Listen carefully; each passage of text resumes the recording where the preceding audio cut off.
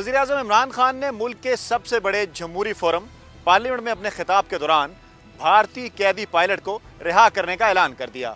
अमन के इस पैगाम पर अरकान पार्लियामेंट की क्या राय है, आइए जानते हैं। प्राइम मिनिस्टर ऑफ पाकिस्तान की तरफ से बेहतरीन पेशकश हुई है कि हम एज अ गुड जेस्चर जो है वो इंडिया का जो पायलट रिहा कर रही है हमारी हुकूमत, मैं समझती हूँ कि इसका जवाब भी पॉजिटिविटी के साथ आना चाहिए। अगर वो यूज़ ऑफ फोर्स करेंगे तो उसका जवाब देना हमें बड़े अच्छे तरीके से आता है।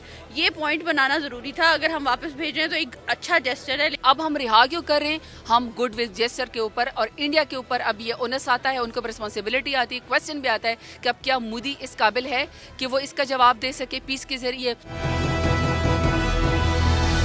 पाकिस्तान की सबसे बड़ी बात यह है कि इस वक्त लीडरशिप जो है उसके अंदर भी कैपेसिटी है टू एक्ट रिस्पॉन्सिबली, और ये पायलट का छोड़ना भी एक उसी तरफ का डायरेक्शन है। प्राइम मिनिस्टर के साथ है पूरी कौम, उन्होंने जो कुछ कहा और उन्होंने अमन की बात की, आई थिंक स्टेट्समैनशिप का तकाजा ये है। आज अमन का दिन था, आज बहुत प्यार का दिन था।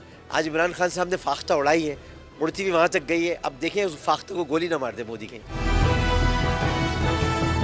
अरकान पार्लियामेंट का कहना है कि मुल्क के तमाम इदारे और सियासी जमातें हुकूमत के अमन के पैगाम के साथ खड़ी हैं।